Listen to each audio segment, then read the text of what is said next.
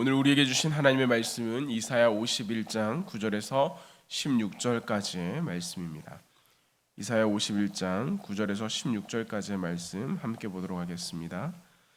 여호와의 팔이여 깨소서 깨소서 능력을 베푸소서 옛날 옛 시대에 깨신 것 같이 하소서 라합을 점이시고 용을 찌르시니가 어찌 주가 아니시며 바다를 넓고 깊은 물을 말리시고 바다 깊은 곳에 길을 내어 구속받은 자들을 건너게 하시니가 어찌 주가 아니시니이까. 여호와께 구속받은 자들이 돌아와 노래하며 시온으로 들어오니 영원한 기쁨이 그들의 머리 위에 있고 슬픔과 탄식이 달아나리이다. 이르시되 너희를 위로하는 자는 나 곧 나이니라. 너는 어떠한 자이기에 죽을 사람을 두려워하며 풀같이 될 사람의 아들을 두려워하느냐. 하늘을 펴고 땅의 기초를 정하고 너를 지은 자 여호와를 어찌하여 잊어버렸느냐. 너를 멸하려고 준비하는 저 학대자의 분노를 어찌하여 항상 종일 두려워하느냐. 학대자의 분노가 어디 있느냐. 결박된 포로가 속히 놓일 것이니 죽지도 아니할 것이요 구덩이로 내려가지도 아니할 것이며 그의 양식이 부족하지도 아니하리라. 나는 내 하나님 여호와라. 바다를 휘저어서 그 물결을 뒤흔들게 하는 자이니 그의 이름은 만군의 여호와니라. 내가 내 말을 내 입에 두고 내 손 그늘로 너를 덮었나니 이는 내가 하늘을 펴며 땅의 기초를 정하며 시온에게 이르기를 너는 내 백성이라 말하기 위함이니라. 아멘. 오늘 본문은 하나님께서 택하신 백성의 구속과 회복에 대해 말씀하시는 이사야 49장에서 57장까지에 이르는 그 단락 중간에 들어있는 본문입니다. 이스라엘이 의로워서가 아니라 하나님께서 그들을 택하셨기 때문에, 이스라엘이 간절히 하나님께 간구했기 때문이 아니라 하나님께서 이스라엘이 회복되기를 간절하게 바라셨기 때문에 이 구원의 사건이 일어났으며, 그렇기 때문에 이 구원의 사건은 그 자체로 하나님의 은혜라 할 수 있습니다. 하나님께서는 특별히 오늘 말씀을 통해 그럼에도 여전히 불안해하고 두려워하는 이스라엘 백성을 향해 하나님의 뜻과 하나님의 구원 계획에 대해 다시 말씀해 주고 계시는 것입니다. 이스라엘 백성이 지금 두려워하고 있는 이유가 무엇입니까? 무엇 때문에 그들이 힘들어하고 있습니까? 이는 사람이 가장 두려워하기 시작하는, 두려움을 느끼기 시작하는 그 시작점과 연관이 되어져 있는데요. 홀로 남겨져 아무도 없다고 여겨지는 그때, 내가 반응을 하고 내가 무엇인가를 하려고 하지만 아무런 반응을 느끼지 못할 때 사람은 두려움을 느끼기 시작한다고 합니다. 평안함 가운데 혼자 있는 여유로운 상황이 아니라 위기를 느끼고 그 가운데 내가 어찌할 수 없는 그때 나만 홀로 남겨져 있는 이 상황, 이때 사람은 진정한 두려움의 자리에 들어간다라고 하는 것이죠. 대한소아청소년학회 발표에 이렇게 비슷한 내용이 나오는데요. 사람이 처음으로 공포를 느끼기 시작한 때가 표현했음에도 불구하고 아무런 반응을 느끼지 못할 때라고 합니다. 그것은 굉장히 어린 나이의 아이의 때부터 시작이 될 텐데요. 반대로 말도 하지 못하는 아이지만 울음을 터뜨리고 나서 90초 안에 부모의 얼굴이나 목소리를 듣게 되면 대부분 금방 울음을 그칠 뿐만 아니라 그것에 대한 반응이 이 아이들에게 효율적으로 나타나서 뇌에 좋은 영향을 주고 스트레스 반응 시스템이 형성되어 성장하고 나서도 이러한 두려움이나 스트레스에 잘 반응할 수 있는 그러한 능력이 생겨난다라고 합니다. 그러니 사람에게 혼자 놓여 있다, 나만 있다라고 하는 이 상황이 얼마나 두려움의 자리라 하는 것을 우리는 발견할 수 있을 터인데, 바벨론 속의 이스라엘 백성도 마찬가지입니다. 그들이 왜 두려워하는 것입니까? 그들이 왜 슬픔 가운데 놓여 있는 것입니까? 노예 그리고 포로의 자리에 놓여 그 삶을 살아가는 그들의 삶 속에서 도와주는 이가 아무도 없다고 여겨지기 때문입니다. 포로의 자리에서는 우리의 하나님 여호와 하나님의 손길을 느낄 새도 없이 오늘도 비참하게 조롱을 받으며 하루하루를 살아가고 있다라고 하는 것입니다. 그렇게 오늘 이사야 선지자는 하나님을 향하여 부르짖는 것입니다. 9절에서 10절 말씀입니다. 여호와의 팔이여 깨소서 깨소서 능력을 베푸소서 옛날 옛 시대에 깨신 것 같이 하소서 라합을 점이시고 용을 찌르시니가 어찌 주가 아니시며 바다를 넓고 깊은 물을 말리시고 바다 깊은 곳에 길을 내어 구속받은 자들을 건너게 하시니가 어찌 주가 아니시나이까? 이스라엘이 처한 고통을 하나님이 왜 모른 척하고 계십니까? 우리가 이러한 고통 가운데 살아가는데 하나님 왜 응답하지 아니하십니까?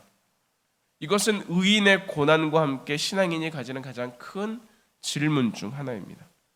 이사야 선지자 역시 이 질문을 품어 하나님을 향해 옛적에 하나님께서 애굽에서 하셨던 그 일들을 기억하시고 우리를 건져 주시옵소서, 바다를 넓고 깊은 물을 말리시며 그 가운데 길을 내셨던 하나님, 우리의 삶 가운데도 우리의 어려움 가운데도 우리가 감당할 수 없는 이 상황 가운데도 길을 내어 우리를 구원해 주옵소서 토로하는 것입니다.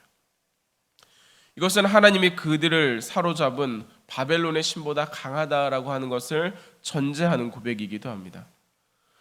당시의 사람들은 강력한 신의 능력으로 인하여 강력한 풍요와 은혜와 복을 누린다라고 여기고 있었습니다. 그러니 바벨론은 이스라엘을 포로로 잡음과 동시에 그들의 신을 모욕하기 시작했습니다.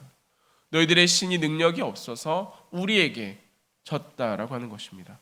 그러나 이사야의 고백은 포로로 잡혀 있음에도 불구하고 하나님께서는 대적 용을 찌르시고 승리하시는 이시라, 이렇게 고백하는 것입니다. 11절을 보면 그 하나님이 도우시면, 그 하나님의 은혜를 베푸시면 어떻게 되는지 우리에게 말해주고 있는데요. 여호와께 구속받은 자들이 돌아와 노래하며 시온으로 들어오니 영원한 기쁨이 그들의 머리 위에 있고 슬픔과 탄식이 달아나리이다, 이렇게 고백합니다. 그분이 나의 하나님이시라.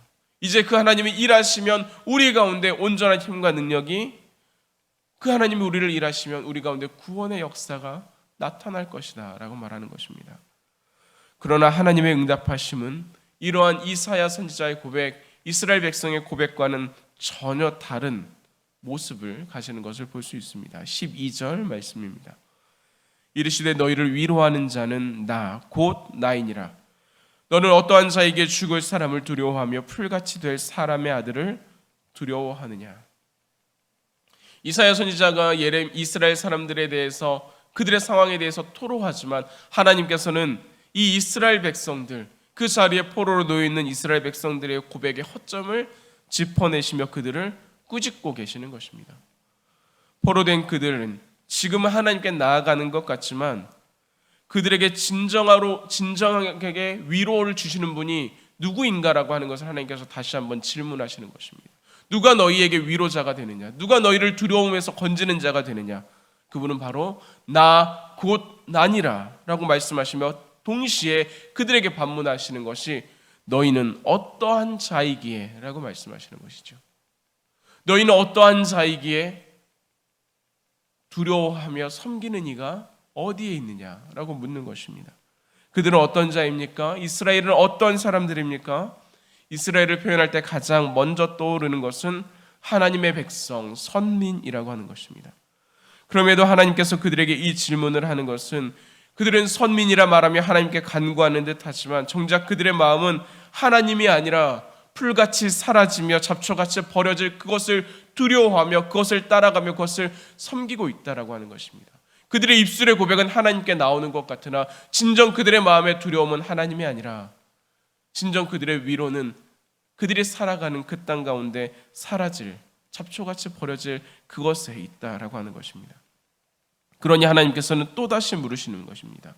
너를 지은 자 여호와를 어찌하여 잊어버렸느냐? 하나님께 속했다 하지만 정작 삶을 살아가는 모습은 세상의 가치와 힘을 더 두려워하는 모습, 포로의 삶으로 거칠은 하루를 살아가며 믿음으로 나아가는 것도 이 안에서, 어느 정도 안에서 하는 것이라 스스로를 제한하며 살아가는 것이 이들의 믿음이었던 것입니다.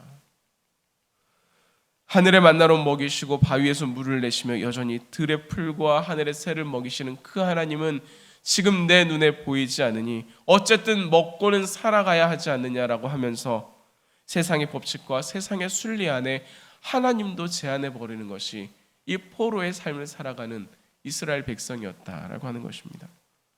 하나님을 향해 나아가는 듯 하지만, 하나님을 고백하는 듯 하지만, 하나님을 향해 예배하는 듯 하지만 그 허울 안에 있는 알맹이는 그 바벨론의 그 흐름과 그 신을 따라 나아가며 그 사람들의 힘에 두려워하는 것이 이스라엘 사람들이었습니다.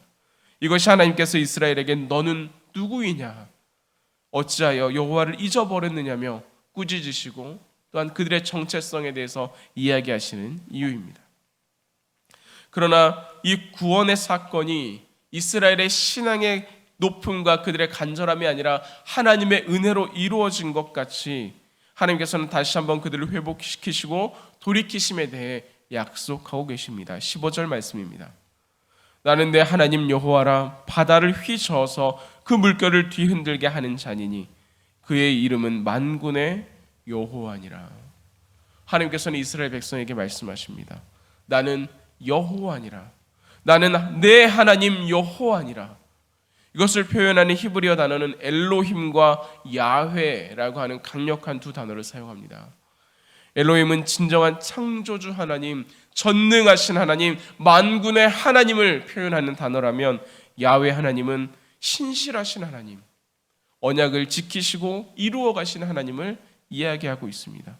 즉 그들의 선조 아브라함 때부터 약속하시고 이끌어오신 그 하나님께서 너는 내 백성이고 나는 너의 여호와라 말씀하셨던 모세와의 언약을 기억하시는 그 하나님께서 또한 다윗과 삼손에게 힘을 주어 그들에게 있었던 대적을 물리치게 하신 그 강력하신 하나님께서 지금도 내가 너희와 함께하면 너희의 하나님이라 말씀하고 있는 것입니다.